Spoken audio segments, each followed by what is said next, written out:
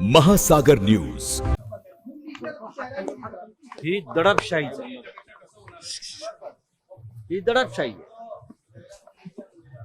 ज्या प्रश्नासाठी सोनम वांगचुक यांनी 21 दिवस म्हणजे आज 21वा दिवस आहे उपोषण सुरू ठेवलं, त्या प्रश्नाचा निकाल लावला नाही। धर्मेंद्र प्रधान यांच्या राजीनाम्यासाठी त्यांचं उपोषण होतं। धर्मेंद्र प्रधानचा राजीनामा घेतला नाही आणि लाखो विद्यार्थ्यांच्या भविष्यासाठी प्राणांची कुर्बानी देण्यास तयार असलेल्या सोनम वांगचुक यांना मध्यरात्री पोलिसांनी जोर जबरदस्तीनं उचलून इस्पितळात दाखल केलं। हा देश किती हुकुमशाही मार्गाने चाललेला आहे। सोनम वांगचुक यांच्या प्राणाची तुम्हाला इतकी किंमत असती तर उपोषण सुरू झाल्यावर काही काळातच त्यांच्या मागण्या संदर्भात सरकारनं काही भूमिका घेतली असती। ती भूमिका घेतली नाही। सोनम वांगचुक यांच्यावरती काल रात्री दडपशाही करण्याचं दुसरं कारण असं आहे, आज नागपुरात जो हिंदुत्वाचा धडक आहे, आज नागपूरमध्ये उद्धव ठाकरे यांच्या नेतृत्वाखाली उपस्थिती जो एक राम मंदिर लुटीविरुद्ध एक एल्गार आहे, त्या कार्यक्रमावरचं लक्ष वळवावं म्हणून सुद्धा सोनम वांगचुक यांना काल रात्रीच दडपशाही मार्गानं अटक करून इस्पितळात नेलं। ही दोन कारणं आहेत। तरीही आता उद्धव ठाकरे साहेब निघालेले आहेत। ते 12 वाजता नागपूरला पोहोचतील आणि 4 वाजता ते रामनगर राम मंदिर येथे रवाना होतील। सोनम वांगचुक को उठा के लेके गई है पुलिस। सोनम वांगचुक जी को उठाकर लेके गई पुलिस। पुलिस और क्या कर सकते हैं? पुलिस तो सरकार की गुलाम है। सोनम वांगचुक 20 दिन से ज्यादा अनशन कर रहे हैं, अन्न का त्याग किया है उसने, और इसलिए किया है देश के लाखों युवा स्टूडेंट, उनका जो भविष्य अंधकारमय हो गया है, खास करके नीट के एग्जाम में, उनको न्याय देने के लिए, उनकी आवाज सरकार तक पहुंचाने के लिए, और जो जिम्मेदार मंत्री है धर्मेंद्र प्रधान एजुकेशन मिनिस्टर, उसका इस्तीफा 20 युवाओं ने आत्महत्या की, जिम्मेदारी धर्मेंद्र प्रधान जी की है, तो उनका इस्तीफा लेने के लिए ये अनशन था। सरकार 20 दिन तक सोई रही, उनका पूरी बॉडी जो है, उनके ऑर्गन फेल हो गए। कोई बात उनकी जो रखी थी सोनम वांगचुक जी ने, उसका चर्चा नहीं हो गई। अगर इतनी उनकी प्राण की आपको अहमियत थी तो आप बात करनी चाहिए थी, कुछ बातें माननी चाहिए थी, कोई डेलीगेशन आना चाहिए था, लेकिन आपने उठाकर उनको अस्पताल में भर्ती कर दिया। ये एक प्रकार से जोर जबरदस्ती और तानाशाही है। आज हम नागपुर में जो आंदोलन कर रहे हैं हिंदुत्व के मामले में, राम मंदिर के लूट के बारे में, तो इस आंदोलन के ऊपर जो ध्यान पूरा देश का जा रहा है, वो हटाने के लिए भी सोनम जी के ऊपर कल रात को कार्रवाई की। अहंकाराची शिक्षा आठवली रामरक्षाचे होर्डिंग नवनीत राणे लावले। कोणत्या? मला माहित नाही। आज रामरक्षा पठण करताय, तुम्ही निमंत्रण तर दिलेत आहे, पण काही जणांशी तुम्ही टेलिफोनिक पण संपर्क साधला, निमंत्रण आमचं कर्तव्य आहे। आम्ही ह्या कार्यक्रमाला अराजकीय कार्यक्रम मानतो।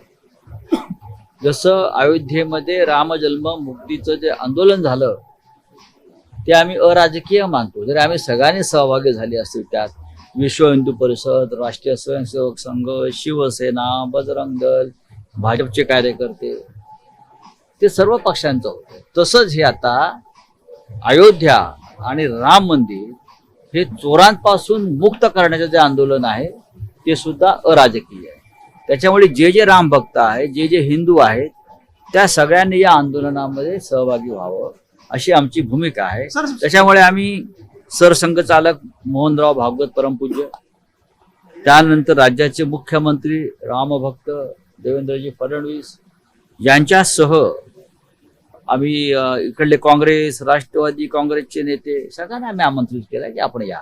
ज्या भाजप राम आमदारांना फोन मंदिरामध्ये केला तुम्ही- ज्या होता. राम भाजप मंदिरामध्ये तुम्ही आमदारांना आंदोलन आम्ही- करणार आहे, बघा, त्या राम मंदिरामधल्या ज्या भाजप- गणेश राम मूर्ती आहे त्या गोळवळकर गुरुजी यांनी स्थापन केलेल्या आहेत. 1958 साली हो, मग याच्यामध्ये चांगलं आहे आमच्यासाठी ना. जर राष्ट्रीय स्वयंसेवक संघाच्या तत्कालीन सरसंघ चालकांच्या हातून त्या मूर्तीचं काही पूजा अर्चा झाली असेल, त्यांनी स्थापन केल्या असतील, तर त्याच मूर्तींची आम्ही आज पूजा करणार आहोत. म्हणून तर आम्ही संघ मुख्यालयामध्ये आमंत्रण दिलं की या तुमच्याच हस्तस्पर्शानं पावन झालेल्या या मूर्ती आहेत, तुम्ही या. देवेंद्रजींना आम्ही तेच सांगितलेलं आहे. खरं तर म्हणजे रामरक्षा पठण झालं. रामरक्षा पठण राम मंदिर हा सगळ्यांचा मुद्दा आहे, मग सगळे सहभागी व्हायला पाहिजे असं आम्ही सांगितलेलं आहे. आता कोणाला यात राजकारणातला गंध येत असेल तर त्यांचा प्रश्न आहे, पण आम्हाला असं वाटतं की सगळ्यांनी यावं. जनता तर येईलच, पण राम भक्त म्हणून घेणार आहे. बघा, त्यांचं हिंदुत्व वेगळं, आमचं हिंदुत्व वेगळं, त्यांचा राम वेगळा, आमचा राम वेगळा असं नाहीये. राम एकच आहे, या राष्ट्राचं अस्मितेचं प्रतीक आहे. आणि ही लढाई रामासाठी जी झाली त्यावेळेला अयोध्येत, त्याच्यामध्ये सगळेच आघाडीवर होतो आम्ही. राम मंदिर नाही, ट्रस्टने आज काल राम तुम्हाला मंदिर राम परिसरात मंदिर ट्रस्टने- आपल्याकडनं रामरक्षा पठणाचे सगळे होर्डिंग लागले आहेत. तसे 22 तारखेच्या कार्यक्रमाची सुद्धा सभास्थानी होर्डिंग लागलेले आहेत. लक्ष्मी नृसिंह महाराज नाही भाजपा. हा राज्याच्या मुख्यमंत्र्यांचा वाढदिवस आहे. आम्ही त्यांना उदंड निरोगी दीर्घायुष्य आणि त्यांच्या राजकीय कारकिर्दीस आम्ही नेहमीच शुभेच्छा दिलेल्या आहेत. मी तर नेहमी म्हणतो की त्यांच्याकडे राष्ट्रीय नेतृत्व करण्याची क्षमता आहे. त्यांनी दिल्लीत जाऊन महाराष्ट्राने देशाचं नेतृत्व करावं अशा आमच्या त्यांना शुभेच्छा राम आहेत. मंदिर ट्रस्ट- त्यासाठी त्यांनी यज्ञ केला असेल तर त्या यज्ञा इतकी आमच्या शुभेच्छामध्ये सुद्धा ताकद आहे. दोनों एनसीपी के मर्जर की बात ट्रस्टच्या अध्यक्षांनी दोनों काल तुम्हाला पत्र लिहून एक आठवण करून दिली की ज्या अटी शर्ती आणि जो शब्द तुम्ही दिला तो पाळावा, राजकारण होणार नाही याची काळजी घ्यावी. त्यांनी मला पत्र दिलेलं आहे आणि त्या पत्रानुसारच आमचं संपूर्ण आजचं कार्य चालेल. मंदिर आणि मंदिराच्या परिसरामध्ये आम्ही कोणते राजकारण करणार नाही, पण आमचं व्यासपीठ हे रस्त्यावर आहे. त्याच्यावरून शिवसेना पक्षप्रमुख त्या मंचावरून जनतेला संबोधित करतात. दोनों एनसीपी के मर्जर की बात चल रही है. कहा जा रहा है सुप्रिया सुळे, प्रफुल्ल पटेल मंत्री बनेंगे, जयंत पाटिल मंत्री बनेंगे, ऐसी चर्चा है. लेकिन सुनेत्र पवार का इस बात के विरोध है, ऐसा भी कहा जा रहा है. क्या मैं अभी क्या बोल सकता हूँ. मर्जर की बात तो 2 साल से चल रही है, लेकिन सुप्रिया ताई जो हमारी है या जयंतराव पाटिल है, ये डिनाई कर रहे हैं. हम उनके ऊपर विश्वास कर रहे हैं.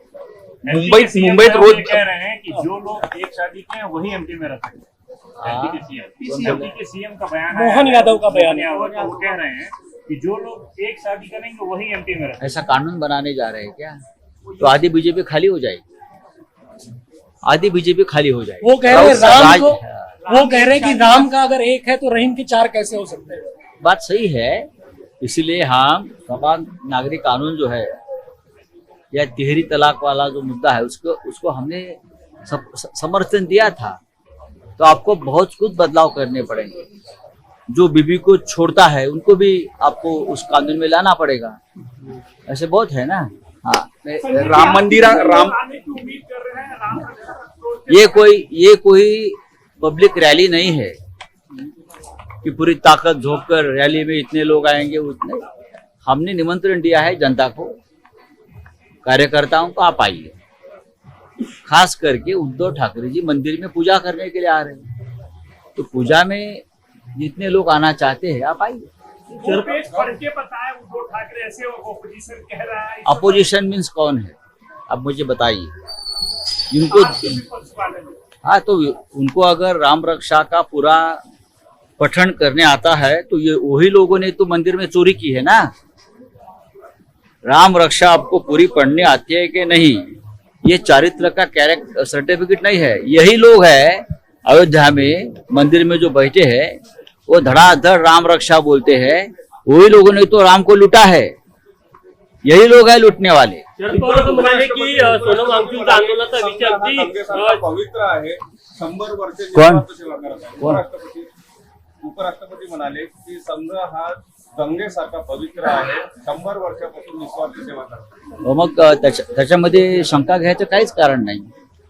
त्यांना आता मनात शंका काय, ते कदाचित राम मंदिराच्या लुटीमध्ये काही अशा लोकांचा सहभाग आहे, ते समोर आल्यामुळे त्यांना असं बोलावं असं वाटलं असेल. आंदोलन सरकारने नीट हाताळलं नाही, खरं तर ते दडपण्याची गरज नव्हती. मग मी सुरुवातीला काय सांगितलं, जेव्हा सोनम वांगचूक उपोषणाला बसले तेव्हा सरकारनं अलर्ट होऊन एक डेलिगेशन केंद्रीय पाठवून त्यांच्याशी चर्चा करायला हवी होती. 21 दिवस तुम्ही त्यांच्या शरीराची झीज होऊ दिली, त्यांच्या ऑर्गन्स फेल्युअरची वेळ आलेली आहे, आणि आता तुम्ही त्या शिक्षण मंत्र्याला दूर करण्याऐवजी सोनम वांगचूक यांना अटक करून इस्पितळात दाखल केलेला आहे. चलिए, थँक्यू.